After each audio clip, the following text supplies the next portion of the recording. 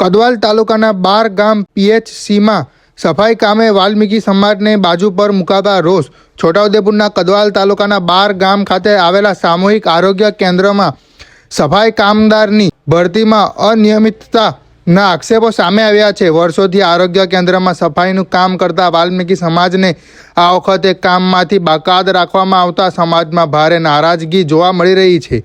સ્થાનિકોનું કહેવું છે કે 12 ગામ પીએચસીમાં સફાઈ કામ કરવાનો પરંપરાગત હક વાલ્મીકી સમાજનો રહ્યો છે.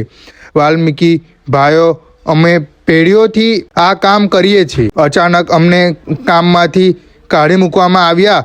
આ અમારી રોજીરોટીનો સવાલ છે એવી લાગણી સમાજના લોકોમાં જોવા મળી. વાલ્મીકી સમાજે તંત્ર સામે તાત્કાલિક ન્યાયની માંગ કરી છે. જો યોગ્ય નિરાકરણ નહીં આવે તો ઉગ્ર રજૂઆત અને આંદોલનની કરવાની પણ ચીમકી પણ આપવામાં આવી છે. રિપોર્ટર શકીલ બલોચ દ્વારા છોટાઉદેપુર. નામ સોમાભાઈ ભંતાભાઈ હરિજન, મેં ગામનો વતની છું સાહેબ, બરાબર છે. હવે અહીં સરકારી દવાખાનું બહુ સમયથી બહારમાં ચાલી રહ્યું છે. હવે માણસને લેવાની જરૂર હતી શિપરમાં, તો અમે સાહેબ જોડે મુલાકાત કરી. ડોક્ટર સાહેબે અમને એવું કીધું કે અરજી આપી શકો તમે.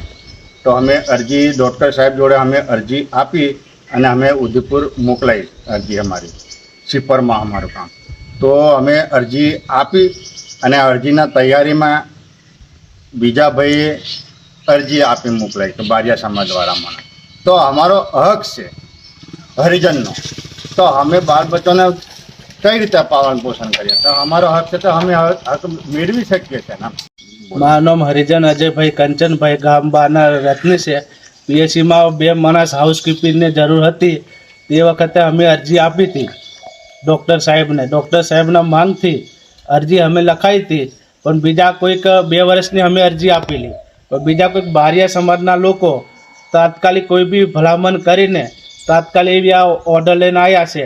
એ કઈ રીતે બને? અમે 2 મહિનાથી અરજી અમારી દવાખાનામાં પડી છે પીએચસી પર, અને બીજા ભાઈ ડાયરેક્ટ લાગી જાય તો એવું નહીં બને ને. બસ એ હવે અમારી શિપરની જરૂર છે, શિપરની હરિજનની. તો શિપર જ લાગવું જોઈએ, હરિજન જ લાગવું જોઈએ. કંઈ બારીયા માણસની જરૂર નથી. મુવાડા પીએચસી પર બી હરિજન લોકો લાગ્યા, અને ખટાસ પીએચસી પર બી હરિજન લોકો લાગ્યા, ડુંગરટ પીએચસી પર હરિજન લોકો લાગ્યા. તો એ 12 में અમે હરિજન છે તો અમારે લાગવું જોઈએ ને, કે બારીયા લોકો કઈ રીતે લાગે? માંગ શું છે તમારી?